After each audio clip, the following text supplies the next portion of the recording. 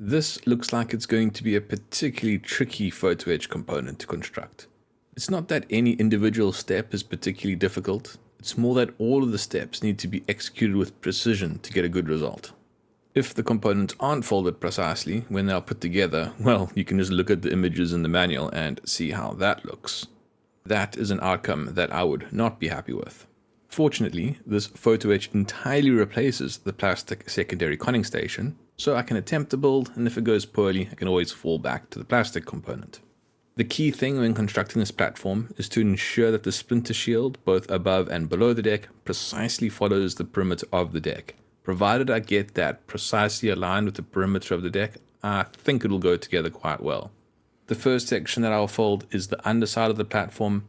This side of the platform has a shorter splinter shield without that little hand railing that runs along the top of it. This means it'll just be a little bit easier to fold. There's less details on it for me to damage, so it's a good place for me to start and practice my technique. The obvious first step is to fold the splinter shield up into its vertical position, then bend the sides of the splinter shield to align with the sides of the platform. While making these initial folds, it's also quite apparent that the photo etch itself has a slight curve to it, which is going to make this a little bit more complicated.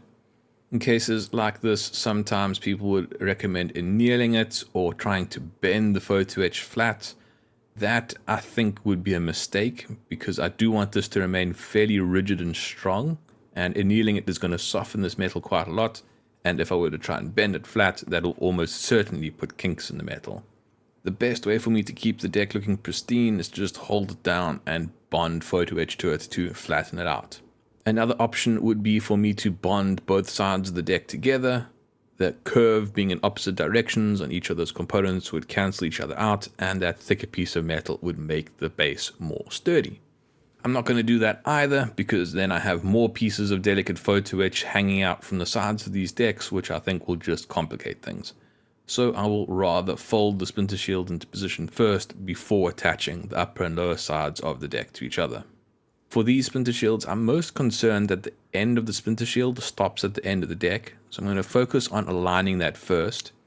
During this phase of the installation, the curve on the rounded corners look pretty bad. It's not really aligning with the edge of the deck, and it has lifted up slightly. I'm not concerned about that. I just want to get this end in the correct position. To bond it into position, I apply a small drop of medium viscosity superglue to the underside of the splinter shield and place it in contact with the edge of the deck. To help secure the end of the splinter shield in place, I apply more superglue to the outside of the splinter shield. This is only intended to temporarily strengthen the area, and I will remove it before I install this component onto the kit. Now that both ends are secured in place, I can use tweezers to shape the corner. The corrugations in the corners make this a surprisingly easy task, and it doesn't take long until I have a nice shape on the corners. Now that I'm happy with the shape of the corners, I need to do something about this bow in the deck. So I flip it upside down and hold it down with my fingers, and then apply more medium viscosity superglue to the joint, which I use to tack it in place at various locations. Once I'm happy with how the photo etch is sitting across the full length of the seam line, I reinforce the bond with extra thin superglue that I apply to the full length. After accelerating the setting of the excess superglue, I remove the excess dried superglue sitting on the outside of the splinter shield. Since there are quite large drops of superglue from those locations where I tacked the splinter shield in place, I'm going to start with 240 grit sandpaper to rapidly remove that superglue, and then 400 grit sandpaper to smooth out the surface. Now to repeat the process for the upper half of the deck. I'm going to follow essentially the same process as before, although I do need to now be a little bit more careful because of this additional hand railing on top, but I think it's going to basically be impossible for me to not put a few kinks in it. That won't concern me because it's going to be quite easy to straighten that out as well. There's only one hand railing, and there's a nice firm base that I'm able to lever off of to bend it back into its correct shape. So I'm not going to be overly concerned by pushing down segments of this hand railing if that happens. One other slight complication about this part of the splinter shield is that it doesn't actually go all the way to the end. It stops slightly short because there's an opening for a ladderway. This means that I'm going to have to do a little bit more estimation as to where I place the splinter shield.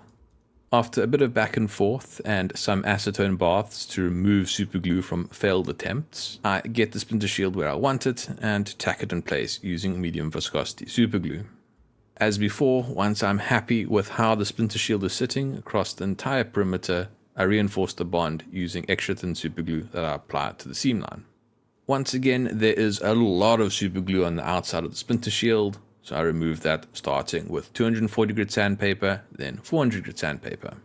At this point, I'm not going to be removing all of the superglue. That would be unnecessary for me to sand it that far because I'm going to be applying more superglue when I bond these components together. I am just trying to get the surfaces to be flat. I need the underside of this half of the deck to be cleared of superglue so that it can sit flat on the lower half.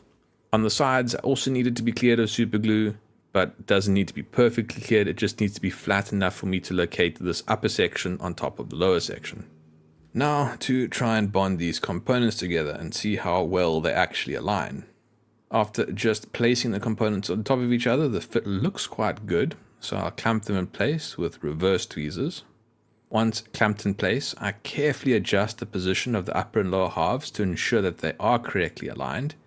Once happy with the alignment, I hold the components together and apply extra thin superglue to the seam line and let it draw in between the two halves of the deck. This will create a very strong bond between the components. Now that the upper and lower halves are well bonded together, I can remove the majority of the excess superglue on the outside of the splinter shield. But once again, I'm not going to try and remove all of it. I'm just going to try and get it to be reasonably flat. The reason for that is I still need to fill this gap between the upper and lower halves. I would have considered using superglue there if the gap was smaller and if this component was less delicate, but it isn't, so I need to use something that is going to be easier to sand. That is a job for Tamiya putty. If you read the fine print, this is not only for plastic models, you can also use this putty for repairing and covering surfaces of metal and wooden models. Since I know that this putty will stick to the metal, it's then just a matter of applying it to the seam line as I would apply it to any other plastic model. After leaving the putty to dry for several hours, there is quite a lot here. The excess can be removed with sandpaper. Since I am quite concerned about how delicate this component is and I don't want to do any more damage to that fine railing on top of the splinter shield, I'm going to take this very slowly. I'm just going to work it down gently using 400 grit sandpaper until I get a smooth finish. At this point, with all the patches of putty and superglue and metal showing through, it's a bit difficult to tell how good the finish really is, but I think I've got it quite good. I'll have to wait until I apply a surfacer to know for sure, but I'm happy enough to continue with the construction of this part for now. The last of the photo etch components to be installed on this platform are the support struts. These support struts are placed on top of locator lines that aren't actually recesses. They are very slight bumps on the underside of the platform. Normally I'd prefer it if they were recesses because the photo etch would then clip into the correct location. But in this case, you have to precisely position it on top of this line. I thought a bit about why they did this, and the only thing I could come up with was that they were concerned about weakening the structure of this underside of the platform. They might have been concerned that if they etched lines into the platform, that when trying to manipulate this rather tricky piece of photo etch, you could accidentally bend the platform itself. If that was the thinking, I appreciate the forethought, but I'm not entirely sure that it was really that much of a risk in the first place. Regardless, the installation of the support struts is not all that difficult. It is just a matter of ensuring that the correct support strut is installed in the correct location. To actually install the support struts, I place a very small drop of medium viscosity superglue on the corner of the strut and then place it in contact with the platform. Before the glue sets, I carefully position the strut to make sure that it is aligned with the locator line. After repeating this process for all of the support struts, there were 13 in total, I reinforce the bond using extra thin superglue that I apply to the base of each support strut. In some cases, the superglue doesn't run as nicely as I'd like it to. I think this glue is getting a little bit stale, so I use a wire just to help coax it along the joint line. That completes the photo edge construction for this platform. I think it's looking really good at the moment, so I'm going to do a test fit and hope that everything lines up well. I have intentionally left the plastic locator lines on the side of the superstructure because without them it's going to be very difficult to position this platform accurately. The only problem is that the locator lines are now obstructing with the support struts, so I need to cut grooves in them. After marking the locations where the support struts are obstructed by the locator line, I use a blade and file to remove notches. After another test fit, I can confirm that the platform sits in place correctly. Now for finishing it. Since this is a large piece of metal, the first thing I need to do is apply metal primer. This is going to help the surfacer and paint adhere to the metal. After the metal primer has dried, I apply surfacer, but I'm only going to be concentrating on applying surfacer to the areas where I worked with superglue or putty. That means I don't need to apply surfacer to the inner deck section. One other thing that I am going to be doing, especially on these exterior faces of the splinter shield, is I'm going to be applying a lot of surfacer. I want to cake it up quite thick and let it run into gaps, and to have enough surfacer that I can then sand off the top layer to create a nice flat finish. This will just help hide any imperfections or misalignments that I've gotten between the pieces of photo etch. After the first round of surfacer is applied, the component is set aside for a good few hours to dry before I use sandpaper to carefully remove the top layers of the surfacer.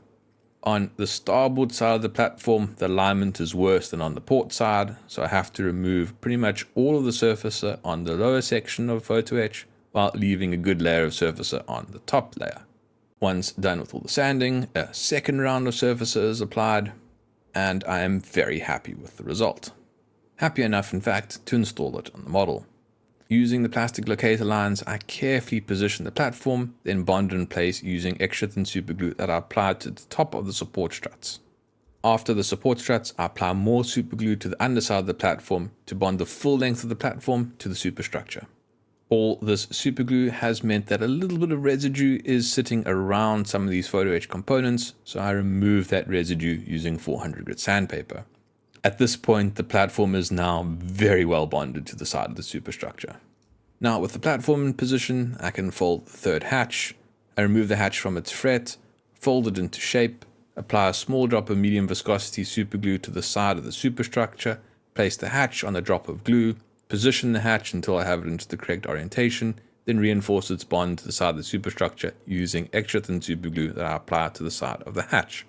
There is one other piece of photo etch that can be installed now that the platform is in position. Those are the ladders that lead up to it. FlyHawk has provided this type of ladder as just a single strip that needs to be precisely cut into the correct lengths. To ensure that I cut the correct length of ladder, I use calipers to take a measurement and then mark that off on the photo etch. After removing the first section of ladder, I replicate the cut for the other side of the ship.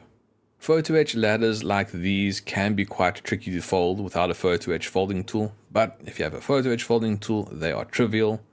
If you try and fold this without a photo etch folding tool, the chances are you'll get all the rungs out of alignment with each other. So if you don't have a photo etch folding tool for this, just be warned, this is quite tricky to do by hand. Anyway, to fold these ladders with the photo etch folding tool, I start by clamping one of the posts in the photo etch folding tool, then fold the ladder up into a vertical position. The clamp is released and the photo etch is slid out such that the second post is now clamped and the ladder is once again folded. As you can see with the photo etch folding tool, this is quick and easy. To install these ladders is also very easy. A small drop of medium viscosity superglue is applied to the top of the ladder and it is positioned on the superstructure. Once the top is in position but before the glue fully sets, I manipulate the orientation of the ladder to ensure that it is standing vertical. Once I'm happy with the ladder's position, I reinforce its bond to the superstructure using extra thin superglue. The process is then repeated for the other side of the ship. This is where I'm going to end this video. In the next video, I'm going to continue with constructing platforms. There will be 2 searchlight platforms and a platform for the base of the foremast. If you don't want to wait for the scheduled release of videos and want to watch them when they are uploaded, consider becoming a channel member by clicking the join button below. If you would like to support the channel, like and subscribe. And as always, questions are welcome in the comments. Thank you for watching. Cheers.